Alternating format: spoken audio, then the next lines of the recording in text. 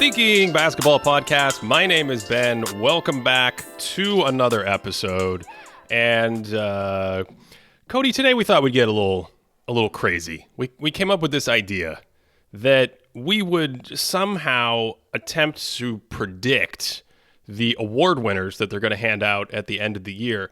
Not really because we're Nostradamuses or anything, but because we kept talking about sort of not only the narratives behind these awards, but like what are the trends in the early season? Who's doing really well on defense? Who's doing really well on offense? What rookies are popping out? And we just said, look, let's bunch them together. Let's put our little forecaster hats on and let's figure it out. Let's figure out who's going to win these awards. So, I mean, Drew Holiday is going to win the Defensive Player of the Year, right? Okay, I did not watch the game yesterday, because that was yesterday, right, when they played the 76ers? Which one? Which Drew Holiday performance are you referring to, pray tell? All I know is I was not watching the game, but I saw some Thinking Basketball intelligentsia were like freaking out about Drew Holiday defending Joel Embiid. I have not seen any clips. I didn't watch the game. Ben, do you want to talk a little bit about what you saw in this performance with Drew Holiday v. Embiid out on the court? Yes. Holiday v. Embiid was a landmark court case in November of 2024. Cody, we have to go back in time, okay? Drew Holiday is now defending centers for the Celtics. I don't know what's going on, but the game before they played the Timberwolves, and we're going to talk about the Timberwolves. We're going to get to them. But they played the Timberwolves, and they have Drew Holiday guarding Karl Anthony Towns. Now, Karl Anthony Towns a lot of times technically plays the 4 because he's sharing the court with Rudy Gobert in this big experiment that they have in Minnesota. But you understand the point. They basically said, Drew, we want you to go guard Cat. And I think the theory behind this is that he's really quick and he can extend to the perimeter, so he takes away that advantage. But he's also Drew Holiday, captain of the leg team, so he doesn't get bullied in the post. And Cody, did you see any of this game? Yeah, I watched the second half of that Celtics-Timberwolves game. And I do think the theory with Cat especially is because my whole thing with Cat is like, yeah, he's a great three-point shooter as a big man. But offensively, the thing that really separates him in my mind is his ability to attack off the bounce, right? And I think like he draws in defenders with that shot because like you really do have to cover it because he can fire it from 5 feet behind the line pretty easily. But then if he gets a step on you, he's really good at turning the corner and finishing. And I think the theory with Drew Holiday is Cat, with his speed, is usually able to blow by big guys, but he's not going to blow by Drew Holiday. And Cat's a pretty strong dude, but like the center of gravity for Drew makes it so that like you're either going to throw him down, get an offensive foul, which is definitely something that happened. I think there was one point where they thought he was going to the free throw line. It turned out to be an offensive foul.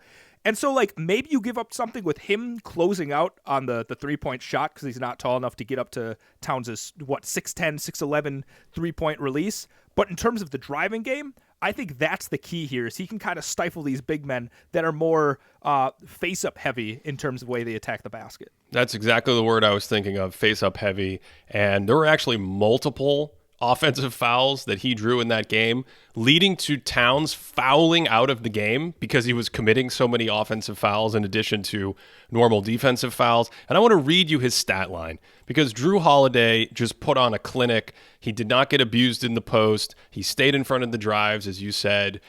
He just made life really difficult for Karl Anthony Towns. This is just crazy to say out loud. Drew Holiday is my size. He is like 6'2", 6'3", barefoot. Cat has almost a foot on him. Here's the stat line. Karl Anthony Towns the other night against Boston, 3 for 10 from the floor, did not attempt a free throw. 0 free throws. He had 7 points and 7 turnovers. That was his stat line, and he fouled out of the game after 28 minutes. He also had 3 assists, the old 3 assists, 7 turnover, 1-to-2 ratio that he has going on there. I mean, this was incredible. And the other thing it does is it allows Kristaps Porzingis to kind of come over and roam and help when needed, both at the basket and in double team situations. So Towns, as you said, is a stretch big, but it keeps Drew on the perimeter and it keeps Porzingis, the shot blocker, closer to the basket because he can guard a non-shooter like Gobert. It's a very interesting construction, and we haven't even gotten to the Joel Embiid game. That's what I was going to say is that I need to go back and watch this game because, like you said, Cat plays the 4, right? The nominal 4, essentially, and he'll play the 5 sometime. It's not clear who's the 5 or 4 when Nas is out there. It feels like it's kind of fluid and whatever else. But, like, Embiid is very clearly the 5 for the 76ers. So, from your perspective, how were the Celtics, like, how were they using Porzingis when Holiday was on Embiid? How did they adjust it compared to how they defended Cat the night before? What were some of your observations when Holiday was actually the primary defender for Joel Embiid? Yeah, I think it's a similar thing. They want him on a weaker shooter. I think that's the idea. They're like, Embiid is a better shooter to some degree than the forwards that the 76ers start, like Kelly Oubre, who likes to camp out in the corner. So if Porzingis is on Oubre, for instance, he could stay low in the opposite corner or something like that. So I think the idea is when Porzingis is out there, we keep Porzingis closer to the basket. We have Holiday guard a face-up, like he likes to hang out at the elbow. He likes to up fake at the three-point line. He's a good three-point shooter. But Drew's just so quick, he can stay in front of him. Then if you try to bully ball, this is where it gets really interesting to me, Cody. The way the game is officiated now, and I've talked about this before with Shaquille O'Neal. Back when Shaquille O'Neal played, you took the power into your body as a defender. Someone throws the shoulder into you, you try to absorb it, and you try to stand up. And then people started to fall over more, and certainly Shaq committed his fair share of offensive fouls, and he committed his fair share of offensive fouls that weren't called. But what has changed over the years with all the switching and the small ball and the mismatch hunting and all that is that if you're Kyle Lowry and you have a big man in the post, you're not going to try to stand him up and hold your ground. Once he catches the ball, you're going to wait for that hit and fall over. If you get the call, great.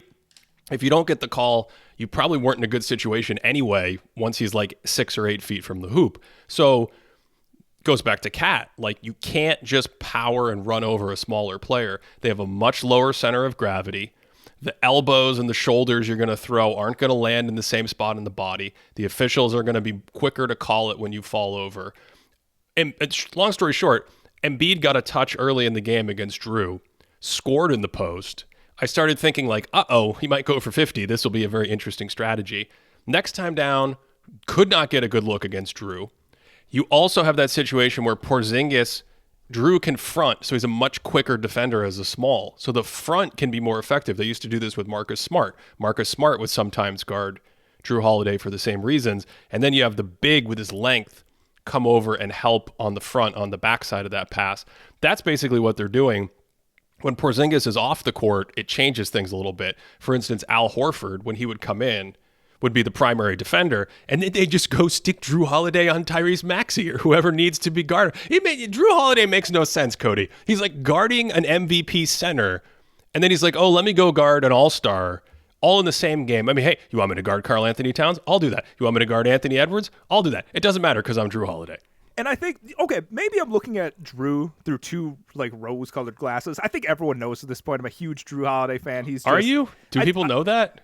You know what, Ben? I'm still a little hurt. I'm still a little hurt from the trade, but it's okay. We're getting through it because as long as Drew is thriving, we're all happy out here. Cody, who do you like more? Do you like Drew more or Matisse Thybulle more?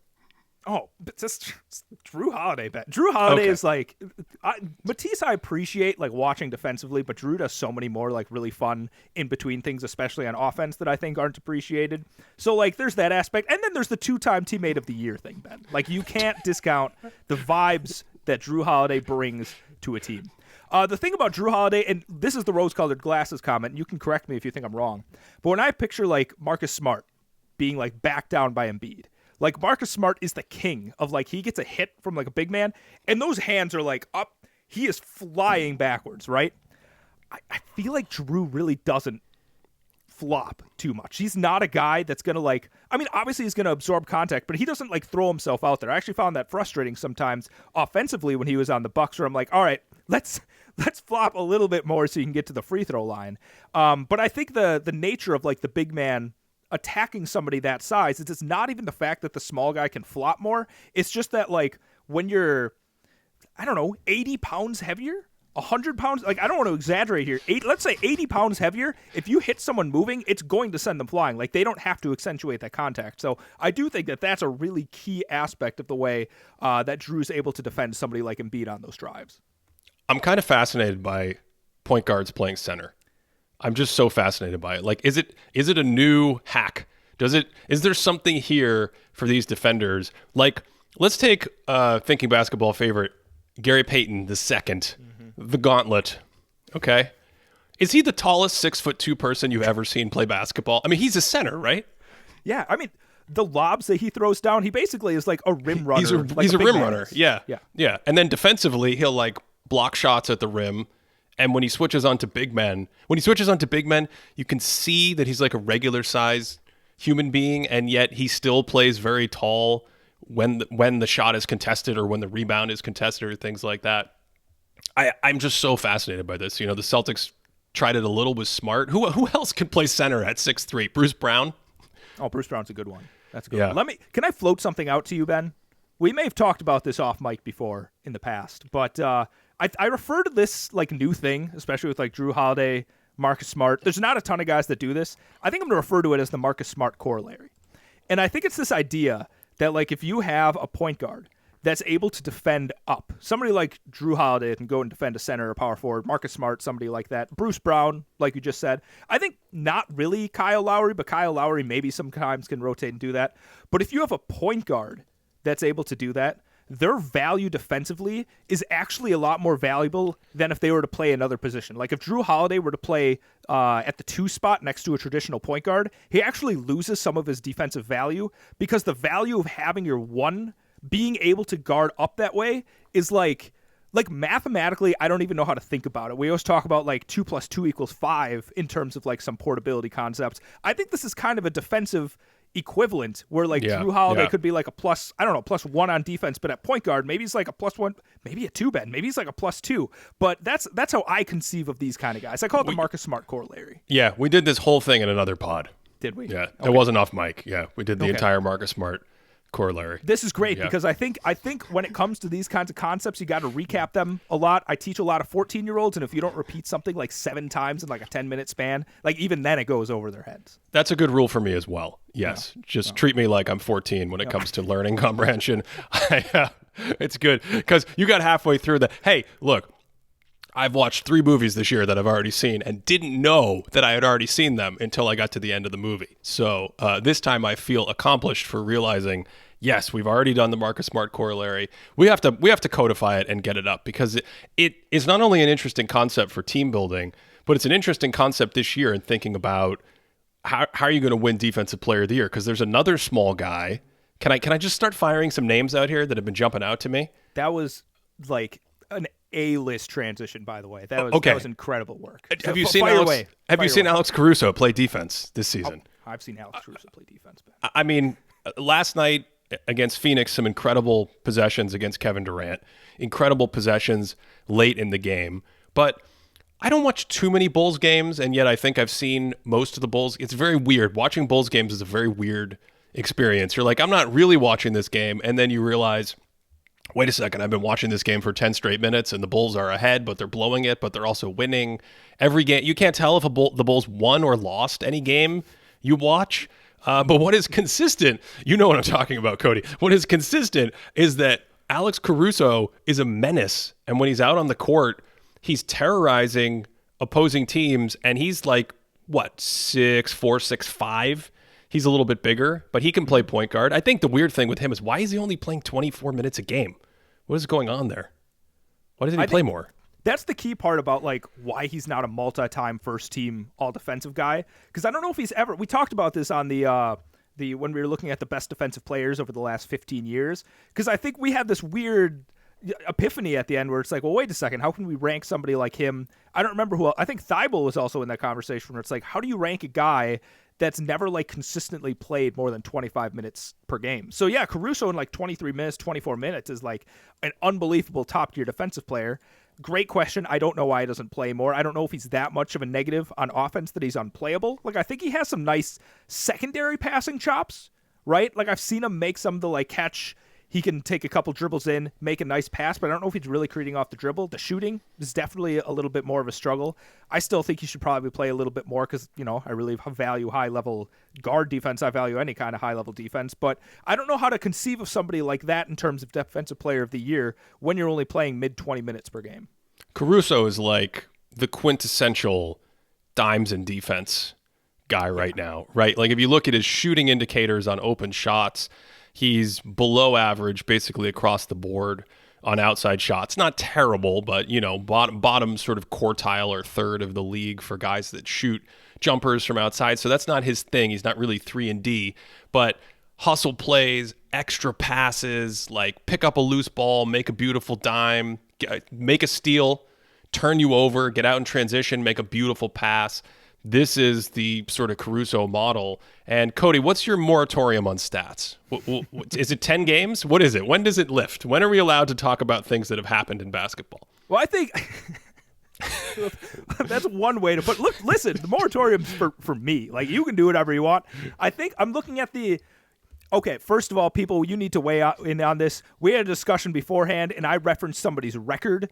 And then Ben's like, oh, that's a stat. And I'm like, the record isn't the stat. That's something else. And I was trying to talk about more granular stats. So I personally don't think a record counts as like a stat in terms of the moratorium. So you want the poll. Is a record, is the team record a stat? That's what you're looking for? Yeah. Can I look at team stats if I have a moratorium on looking at stats? Like, is that acceptable?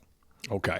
That's right. what I want. We'll get to the bottom of that. We'll ask the people and they'll get back to us. Anyway, continue with your original point. Well, what I was going to say is like, I'm looking at the standings right now. The Nuggets have played like 9 games. I think I can start looking at stats. Like right now, if I start pulling some stuff up, I would feel okay with myself if we did it. So I'm okay with stats at the moment. Okay. The reason I asked is because Alex Caruso has played 9 games so far for the Bulls. Okay. A lot of his advanced metrics already look fantastic. They look fantastic because of his defense. Just as a very crude indicator in a very, very small sample, we continue to see this pattern where he's a big defensive impact guy. And the Bulls' defensive rating with him on the bench when he's off the court is like 118 right now. It's around 118. When he's on the court, it's 111. So you're getting this signal again, even though he's a guard, where it's like, not only does he have obvious impact from the plays he makes and the elite players that he guards, you're going to guard a 1 sometimes, you're going to guard a 2. Against Phoenix, you're going to guard Kevin Durant, whether he's playing 3 or 4. He's 6'10". It doesn't matter. Caruso can bother him. So you have that. I just wonder if there's enough minutes played and enough narrative behind a team that may end up with a mediocre defense like Chicago overall for him to get into like the end of the year when we get serious. Are you going to be able to get that Marcus Smart narrative boost and win Defensive Player of the Year? We have to jump to big men. What do you think? I think it's really tough because I see I'm looking at his past right now. In terms of awards he won, he was actually all defensive first team last year. I was wrong about that. I thought he was second team, but he was first team all defense last year. And last year he played what? He played 28 minutes a game? 23. He played 23 and a half minutes a game, and he was first team all defense. That's how good he is on defense. That is wild to me. Like, do you really think that somebody that's playing that level of defense is bringing that much more value defensively than somebody that's like a couple notches down but is playing like 35, 36 minutes a game? Oh, okay. I think mathematically the answer is no. I don't think you can bridge that gap. But if you're talking about like the spirit of all defense, like per minute with some sort of reasonable cutoff, meaning you're not looking at a guy that plays 9 minutes a game. Like you can watch Caruso play games or stretches where he plays 26, 30, 34 minutes a night and it looks the same. And so maybe voters do a little bit of an accounting or an adjustment where they say like, I'm not going to hold him too much against the fact. I'm not going to hold it against him too much that he doesn't get in because Levine and DeRozan take up like 2 of the 3 slots for most of the game that he could play. Something like that, I imagine. Well, let me ask you something then, because Gary Payton II is a player that actually hasn't played a ton of games, period, just because of injuries and whatnot in the past. But I think you and I would both agree that like minute per minute basis, he's right near the top of the league in terms of how valuable you are defensively as a guard. But the most minutes he's ever played in a season per game is right now, where it's 19.9. So he's functionally playing 20 minutes per game. Could you, if Gary Payton II played 20 minutes per game, could you give him an all-defense spot? I don't know if I would. I don't know. Yeah, but I think that's the point. I think the lower you get, the more you push that concept for voters. But we've seen this before. We've seen like defensive specialists who play fewer minutes get love from coaches and voters when it comes to something at the end of the year like all defense. I don't want to rack my brain on all defense right now, Cody. I want to get to the big kahuna. Yeah. I want to talk about the defensive player of the year. We've been bandying about the guards, which are fascinating, but usually it goes to a forward or a big. There are some names that could possibly, I mean, heck, Draymond Green is GP2's teammate. Don't you think if Golden State has a good defense that he would be the one to pick up the credit, assuming he plays, 65 games or whatever you need? Yeah, without question. I think Draymond Green is pretty clearly known to everyone as like the captain of their defense. Okay, can I also make a crazy point? The last 2 Defensive Player of the Year winners both play on Memphis right now, and Memphis is not doing good basketball. Okay, I'm actually glad you brought this up. I need to see if I can pull this up somewhere because I was trying to figure out the history of Defensive Player of the Year. You need a stat for that. Yeah, you would have to actually look at information. Okay, I can look in the past, Ben. Just I'm go on the allowed to vibes. go in the past. Just All vibe right. it off. So, as far as I'm concerned, there have only been 2 teams in NBA history that have had 2 Defensive Player of the Years that started next to each other. Okay, as far as I'm concerned, it's only happened twice, and it's only happened once, as far as I'm concerned, in the playoffs. Okay, so not counting this Grizzlies team, this would actually be the 3rd time. Wait a second. You're talking about a team where 2 current or just 2 Defensive Player of the Year players, period, have been on the same team? So there's only been 2 other times besides this year with the Grizzlies where 2 players that previously to that team had won Defensive Player of the Year, and they started together. Oh, boy. Do you want to try and guess the 2 that I found? It's a pretty big question. This is a really out of left field question. Well, you know what's funny is Tim Duncan never won Defensive Player of the Year. So it feels like Tim Duncan and David Robinson should be one of the answers, but they're not. Nope. No, they're not. So, boy, is it more recent? Marc Gasol and Kawhi Leonard. Oh my goodness! There's 3 times. Then. Okay. I missed that one. All right, I'm going to sit out the other 2. I've done my work here. Yes, you did it. That's great. You want me to tell you the other 2 that I Yeah, found? who are the other 2? Okay. Wow, I feel really terrible. I looked. The thing with Marc Gasol is there's. How do we know it's not 4 or 5 now? There probably are. I hope somebody finds some more options for me here. But the Lakers in like 2020, I tried to find it because there was a run of like Joakim Noah, Tyson Chandler, Marc Gasol. None of them played together, so none of those count. Dwight Howard. The one, Dwight Howard, none of them were ever started at the same time. Yeah. 2006, regular season, Miami Heat had a few games where they started Alonzo Mourning and Gary Payton. Oh, wow. That's a serious trivia question. That's a good one. Here's the other one in the playoffs. I think it was, I'm going to get the year wrong. It's either 2012 or 2013. The Lakers, who had Metta World Peace and Dwight Howard on the same team. Yeah, okay. Cody, the people have weighed in. The people have weighed in. We asked Twitter. We've got about 400 votes that have come in. Is a team's record a stat? Is a team's record a stat? 62% say a team's record, yes, it is a stat. Okay. Wait, are we allowed to look at this? Like, does this poll count as a stat in terms of our moratorium or no? Let's continue with the discussion about good defenders. You were on the Lakers, okay? Okay. Can Anthony Davis win Defensive Player of the Year? I think the interesting thing with Anthony Davis, Ben, is it feels like a lot of his defensive brilliance that we've seen, the rim protection, the motor, the just dominance with his size, has mostly been in the playoffs. Like, I think maybe with the Pelicans in like 2017-ish, he had a chance to be a Defensive Player of the Year candidate, but it hasn't felt like he's brought that level of defensive dominance to be a true DPOY candidate in this season. Yeah, I kind of feel that.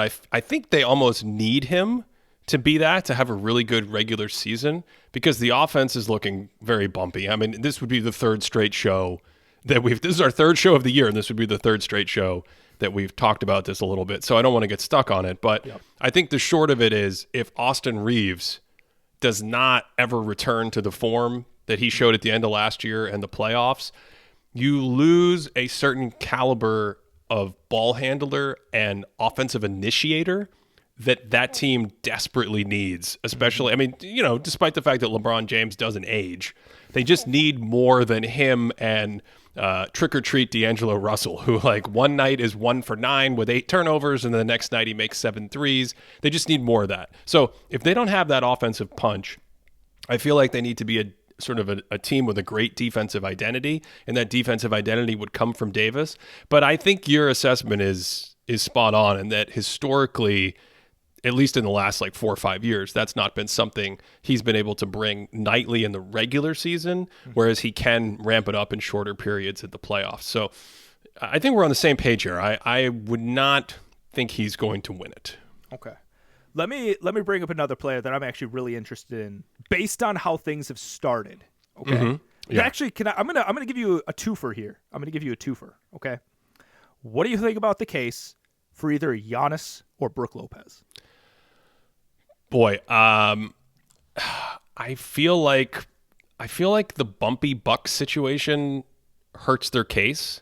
So it's almost like they could be near where they were defensively in the past at this, defensive player of the year level defender. They're in the conversation. They're on the final ballot, wherever they've been in the last like 3, 4, 5 years. They could play similarly, but I think if the season's really bumpy, I think if you have stuff like coaching hot seats and we're disappointed in our seed and our record, literally it would probably take like a horrendous offense and the best defense in the league by a mile to get either one of those guys in the conversation. And so it's early in the year, but what I'm seeing in Milwaukee makes me think that we will kind of, as you predicted, I mean, we said there's no Nostradamus here, but I lied. I mean, Cody told everyone this exact thing was going to happen at the beginning of the year, like to a T. I think that makes it hard for him to get the narrative and probably the perspective of like, oh God, what a great defensive season. Because also the other thing is, without the guards there to help them in the coverages that they've been playing, in that scheme that they've been playing, it exposes those guys more and sort of softens them up while not making them look as good. It's a lot nicer when you have Drew Holiday or Eric Bledsoe chasing guys around screens into your drop. Well, even like Javon Carter or anyone else that might be even a little bit younger. I'm looking, this is an exciting moment, looking at the thinkbasketball.net database right now. For the first time this year. The first time. Yeah. Ben, the Milwaukee Bucks, their relative defensive rating is 6 points worse than league average. 6 points worse than league average. Like, we haven't seen a Bucks defense that's been that much worse than league average in a very long time. The only teams that are worse than them right now are the Utah Jazz, the Spurs, and the Washington Wizards. And from watching them, whoa, right? That puts it into perspective, Ben. But it feels like when I've watched them, like Giannis is still making some pretty incredible defensive plays. Like, he's still agile enough to beat people at the rim. He's able to move around and switch on to other guys. Like, he's not necessarily the best at that switching part, but I think the motor and being able to track players down and contest them at the rim still looks great. Brook Lopez just made us, I mean, it probably shouldn't have been a close game against the Pistons yesterday, but he made a really clutch couple of blocks, I think, at the end of that game, protecting the rim. So if they keep doing their drop coverage, and obviously the drop coverage doesn't work as well if you don't have a good chasing defensive guard, which, the Bucks don't really have right now. So like you said, I think it looks like they're still about as good as they've been, but when you're not within the context that like helps you be as successful, I'm a little bit more nervous about their candidacy this year. I agree with you. Do you think, let's stick with these Twin Tower concepts of big drop defenders and versatile forwards. Do you think either of the Cleveland Cavaliers players, Jared Allen or Evan Mobley, can get in this discussion this season? I actually, right before recording, I took Mobley out of my top 5 and at least put him in my bubble top 10-ish defensive player of the year candidates. Now, is that because Cleveland has also had a little bit of a bumpy start, or is it just something else entirely? Okay, so I think the sort of gross thing when it comes to all of these different awards is that the narrative aspect of it is so important to a player's candidacy, right? And I think there's kind of a not great taste in people's mouths about how the Cavaliers played against the Knicks in the playoffs last year. And I think especially somebody like Evan Mobley, who, and I know you and I both have really high expectations for him. I still think he looks incredible defensively. Like whenever I check in, I'm like, Mobley is still doing Mobley things on defense. But I think that shine is going to start coming off a little bit more. And I think people will continue appreciating it because he's still bringing a lot to the game. But I think people are going to like scratch their heads at a few other things. They're like, all right, but what does he look like in the playoffs? Okay, but what happens if he was a full-time 5? Like, okay, why don't they have a top 2 defense in the league right now? So I think all of those things in combination are probably going to hold him back from being in like the top few picks. Yeah, I agree with you. I have a couple other juicy names that I think are going to be at the top of this awards ballot potentially at the end of the year. But before we crescendo in that direction, I want to give you a chance to throw out a few more names yourself. So okay. who else do you think, who else is going to be on your ballot, basically? Okay, so here's a guy that I think I've seen some noise on the Twitters, on the X out there, but he's not necessarily a big man. But I think what's interesting is you look at the history, and always near the top, there's somebody that's not a big man that sneaks in there, right? Like Marcus Smart won a couple of years ago. Mikal Bridges finished second last year. Ben Simmons finished second a couple of times. Like there's always a couple guys like that. And I think the dark horse for a guy that's going to make his way into that conversation is going to be Jaden McDaniels this year. Okay. Let's do it. Yep. Let's do it. Let's talk about it. McDaniels. Yep. So, have you seen the Minnesota Timberwolves play? Oh, I've seen the Minnesota Timberwolves play. Let's take a step back. Let's all relax. Let's have a little sip of tea or coffee or whatever you're drinking, and let's inhale and exhale and just soak this all in. The Timberwolves, to start the year, they're 5-2. They've had a great start. The defense is by far the best defense in the league through 7 or 8 games or 7 games, whatever I said it was. Small sample, but when you watch them play, Jaden McDaniels is a ridiculously good defender. Very long, great at closing out and recovering, getting into passing lanes, can switch and guard multiple defenders. Anthony Edwards has phenomenal man possessions. There was a possession at the end of the game the other night against the Celtics, that aforementioned game we were talking about. It was an amazing game, by the way. Edwards guarding Jason Tatum in isolation, I think in overtime, slides with him perfectly, completely stonewalls him, rips him, gets a steal, forces a jump ball. Minnesota wins the jump ball. Edwards comes down, hits a 3. He just completely took over the game. It was spectacular. But he has these talents defensively that fit in with the athleticism and the ranginess of the team. And it's built around a guy who I know you think has lost all the narrative luster one could lose.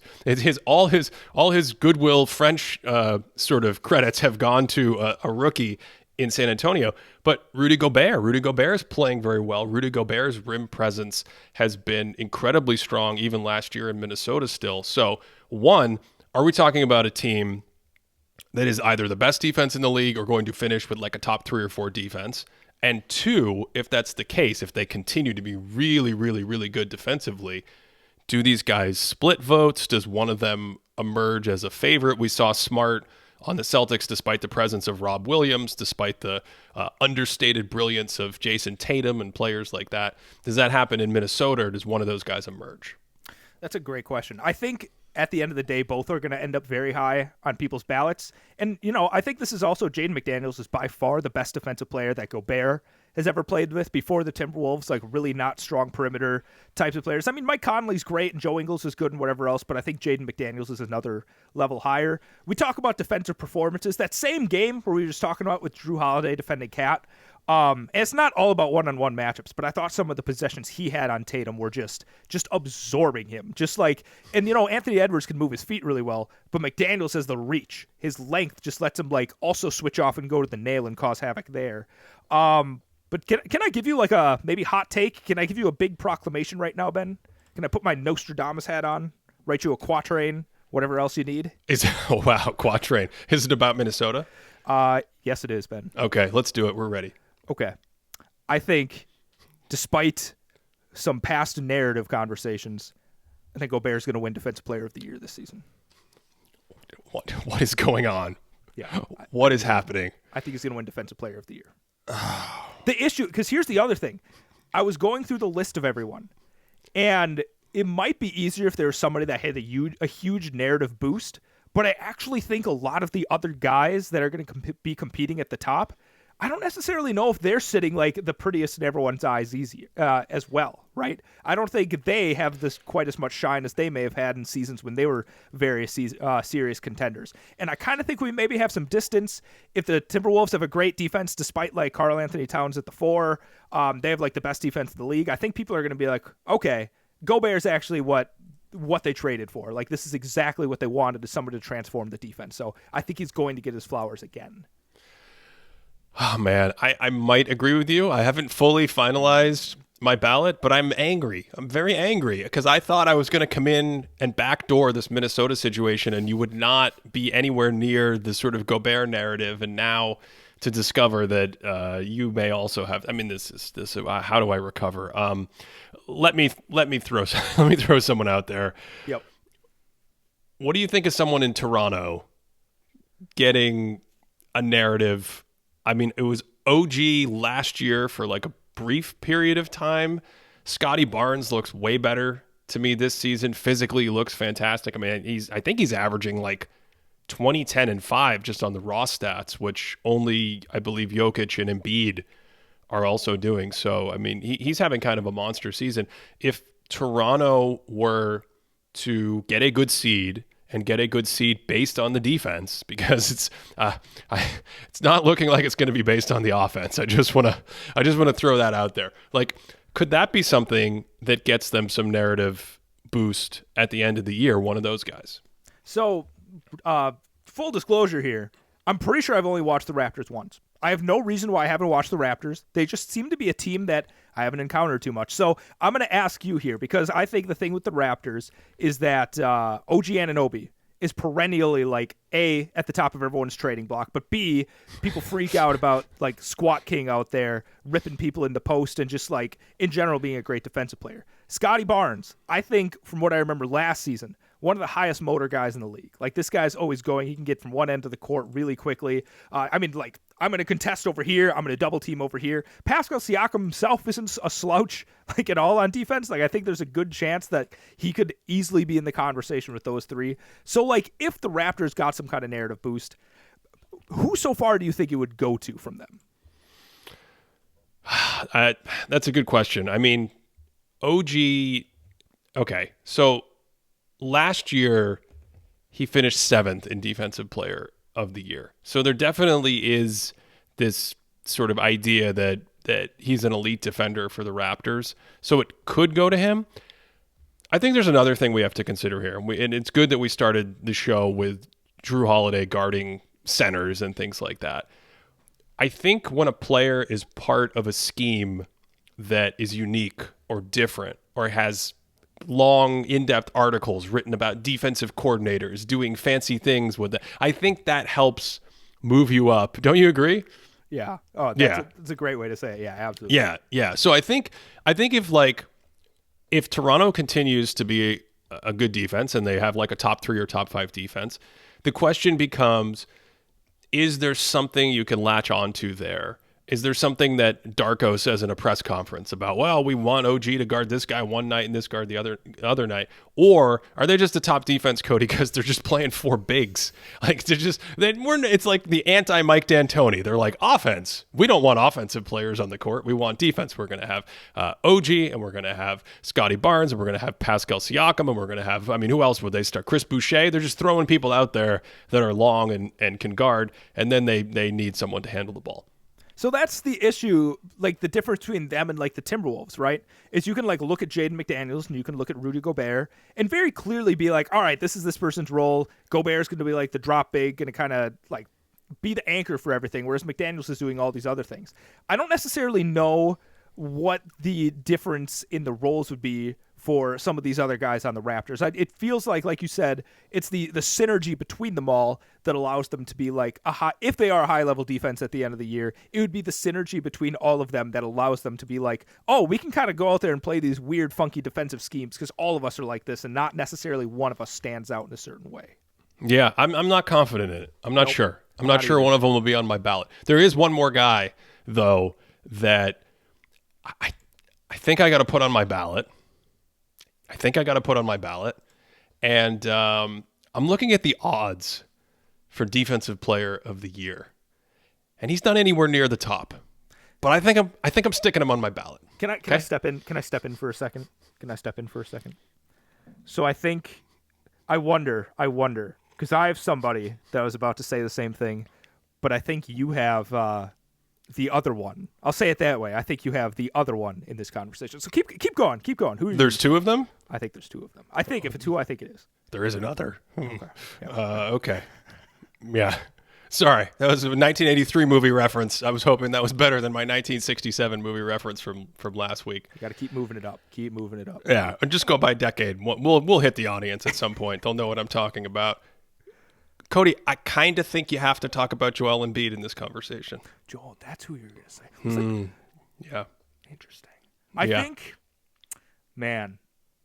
think Embiid, when you look at the past, like the rim protection numbers are incredible. And I think people do have, despite some of the issues that we may have seen offensively in the playoffs last year, like the rim deterrence that he showcased against the Celtics, I think that stands out nicely in people's minds. What is your case for Embiid being up here? Oh, I think if Philadelphia has a good season, I mean, they look very good to me at the start of the year. I'll say this about the 76ers at the start of the year. I think it's very clear, at least to me, that they are not much worse than they were last year. Like, that is the absolute bare minimum, right? They did not get much worse. The question is, did they get better and how much better? And it's a little addition by subtraction. It's a little growth with Maxey. It's a little changing things. We talked about this last week. I was really thinking about your Kelly Oubre thing as I watched them this week. Because if you put Kelly Oubre in a system where he has to make decisions, like the Golden State system, and he has to hit a lot of threes, that's not his strength. If you put Kelly Oubre in a system where he's slashing, running, getting out in transition, crashing the boards, and finishing plays, well, all of a sudden he becomes a lot more valuable. And that's essentially what he needs to do out there next to Embiid and to some degree next to Maxey. So if they have a good year, yes, they're going to need a good offense as well to finish near the top of the conference. I mean, right now they're 6-1.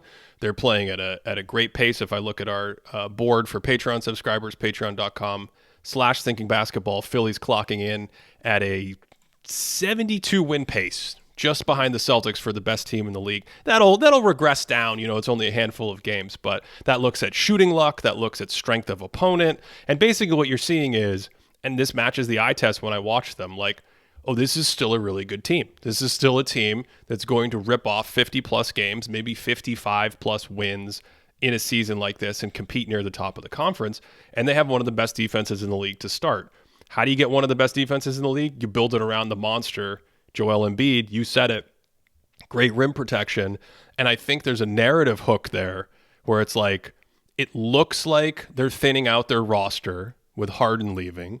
Who knows what moves they make for the rest of the year? Maybe this all goes up in smoke. But if you get to the end of the year and they have a great year, and maybe they don't want to give him MVP because they gave him MVP last year, and he starts talking about how he's selling out on defense and putting up big defensive numbers, there's your defensive player of the year right there, Cody.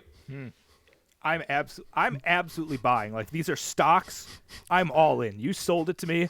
I think the one thing that the 76ers need to do to guarantee that they have a much better defense, give Robert Covington more minutes. Let's get the band back together. The numbers from like 2017 between Robert Covington and Joel Embiid were phenomenal, or maybe 2018. I don't remember off the top of my head. Yeah, 2018. Give him more minutes, and then we're guaranteed. But yeah, I think everything you said from the narrative side of it, especially with the fact that Harden left, and it's like, oh, what are the 76ers going to do?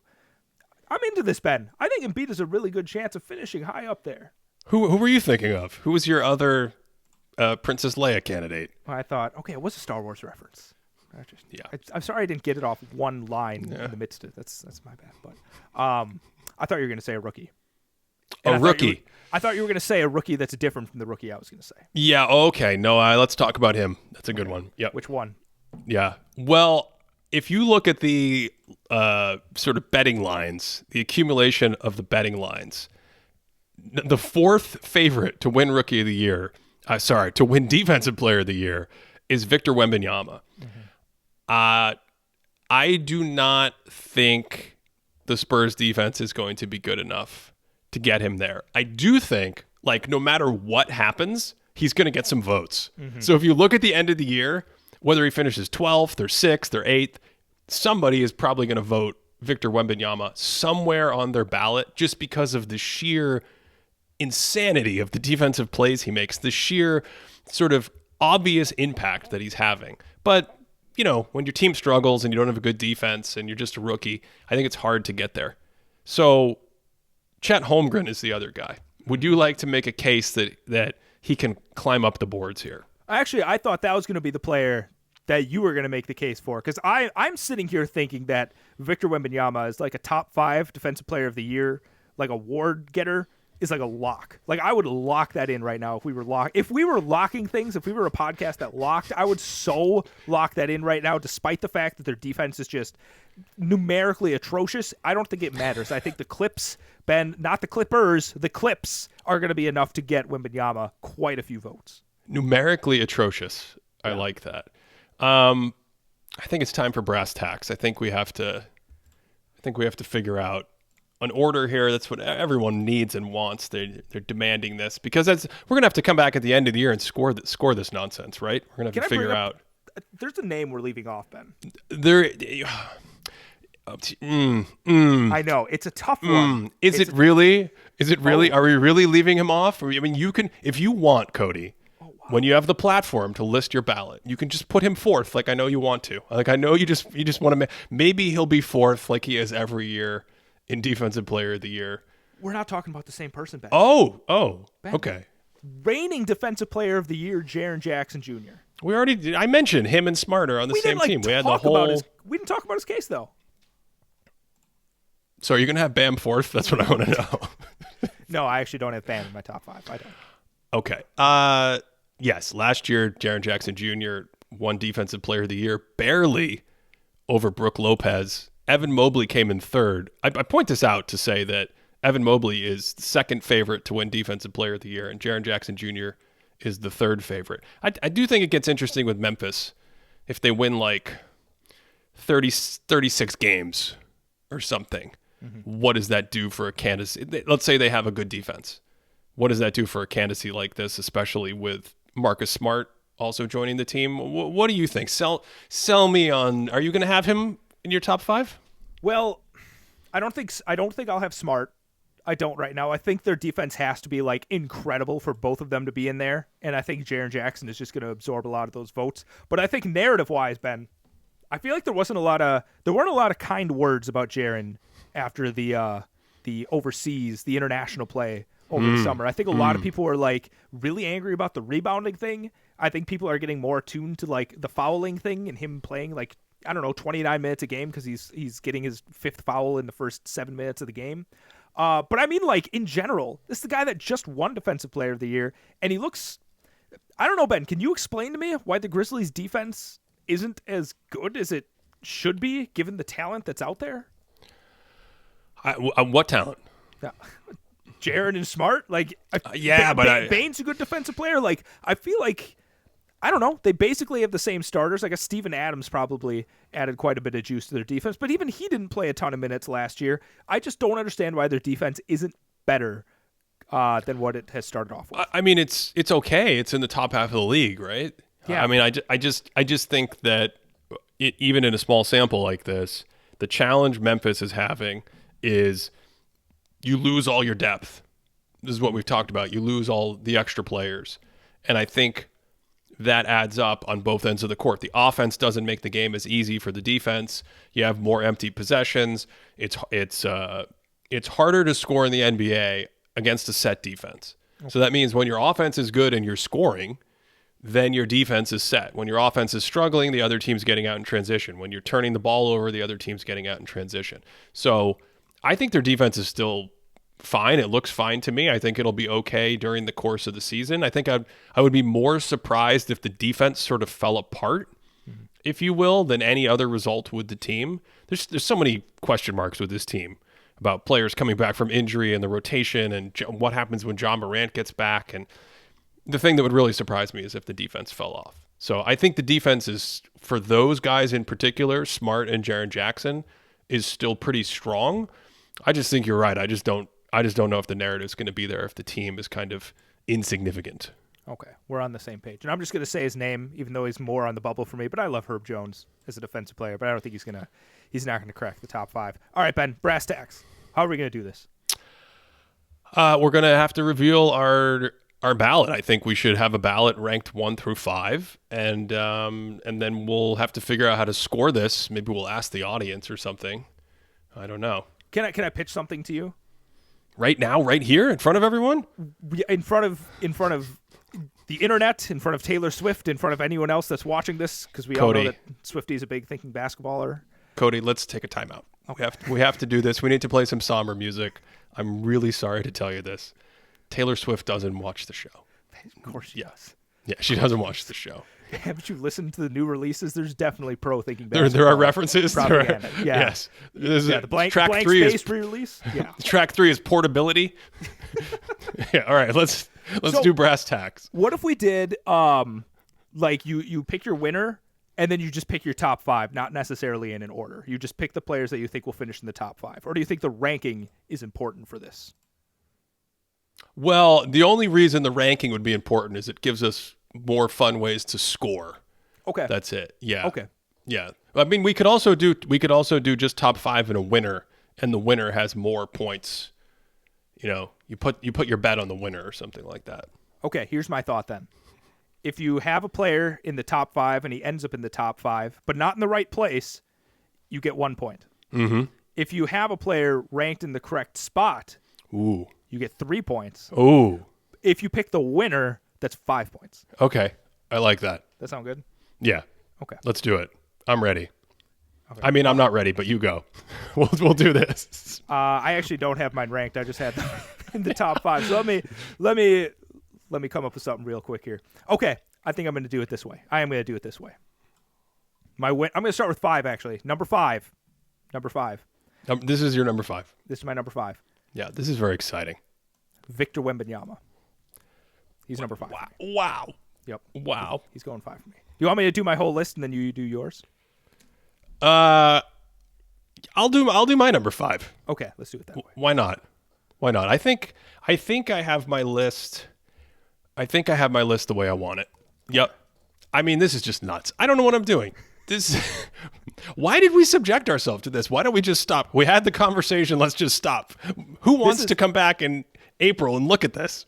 Ben, this is what brings Taylor Swift back every time right here is the list. So we got to keep doing it. Okay. If I it's got for a blank Taylor. space, baby. Okay. I'm writing Victor Wembanyama's name. Okay.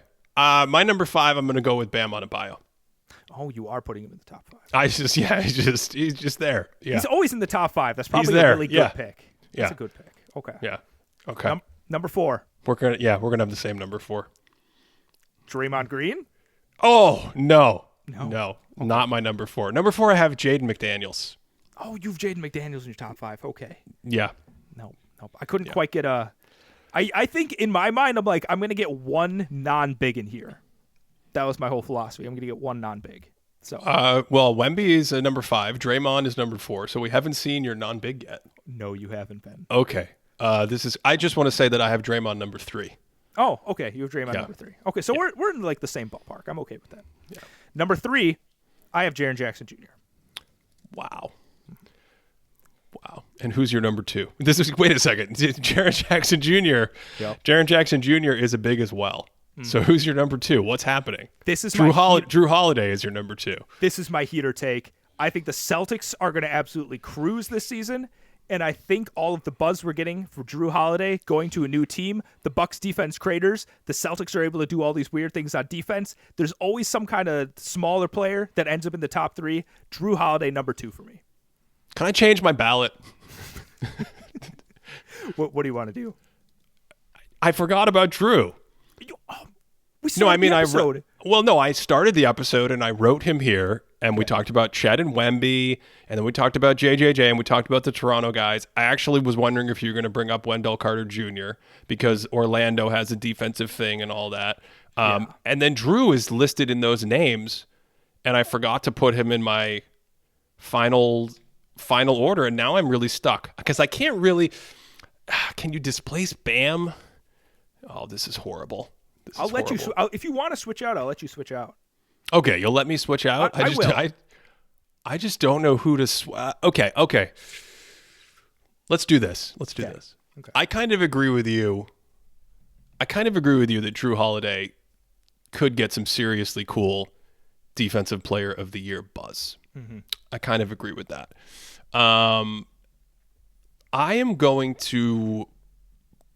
What if Draymond misses a lot of games? What if I know. What if I pulled Draymond out? What if I went crazy and pulled him out? I think that actually makes the most sense given your okay. list. I'm gonna literally swap. I'm gonna literally make that swap and go. But there's this whole thing where the Warriors could be kind of good. Mm-hmm. This is really torturous. Chris Paul going to the bench actually helps Draymond's case for Defensive Player of the Year because then they're just good. They're like everything everywhere all at once and win all the Oscars. Strategically, it's better for me if I have a difference than you. But you also have Draymond in your ballot. Why are you doing this to me, Cody? This is so much fun. This is the best. Listen. Why are you doing? Who enjoys listening to this level of torture about absolutely nothing? What did I say? Defensive Player of the Year in November. Well, but the thing is, we both have Gobert.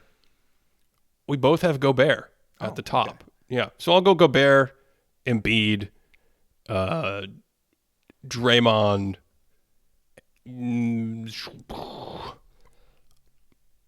I'll get crazy. I'll put Drew fourth. Okay. And I will go with no. I got to keep Bam in here. Why is this happening to me? This is horrible. I'm leaving it. I'm leaving it as it is. Good. That's it. Good. I'll give you Drew. So who's your top five? Gobert, Embiid, Draymond, Jaden McDaniels, and Bam on him. What did Bam finish last year in the voting? He was 1, 2, 3, 5. I think he was fifth, wasn't he? He was fifth. Yeah, I'm going to keep Bam in. Okay. I'm going to keep him in. I think my regret right now feeling it is you really sold me on the Embiid thing, and I didn't really have him on my radar for this, but I'm not going to swap him in. But I think if we had this conversation and then I made a list, I think Embiid would be in my top five. But as of right now, I'm going to stick with Gobert 1, Drew Holiday 2, Jaren Jackson 3, Draymond Green 4, and Victor Wembanyama 5. To support this podcast, check out patreon.com/thinkingbasketball. It's where you can check out all of our daily Instat leaderboards that Cody refuses to look at for some reason. They're designed to help him in this conversation make sense of the early season. But he refuses to look at them. Patreon.com/thinkingbasketball. We also have our monthly Q&A, which is really fun, coming up in our Discord. That will be, I think, next weekend. Not this weekend, next weekend. And we're 2 a week now, right? We're coming back on Monday. We're going to have some fun. Yeah, let's do it. Always having fun. Always. How did you feel this show went today? How did you feel this wild experiment of talking about the awards, the upcoming awards? Because I'm watching every night, and I mean, we didn't even get to Asar Thompson, who might be the greatest defensive player ever created in a video game lab. We spent an entire segment on the last episode talking about that. I kind of like this as a way to organize the conversation. I don't know if we should have a string of them, but I like that we did the Defensive Player of the Year. This is a fun, getting our thoughts out there. Okay, cool. Let us know what you think. Otherwise, that is it for this one. Thanks, as always, for listening all the way through, and wherever you are, hope you are having a great day.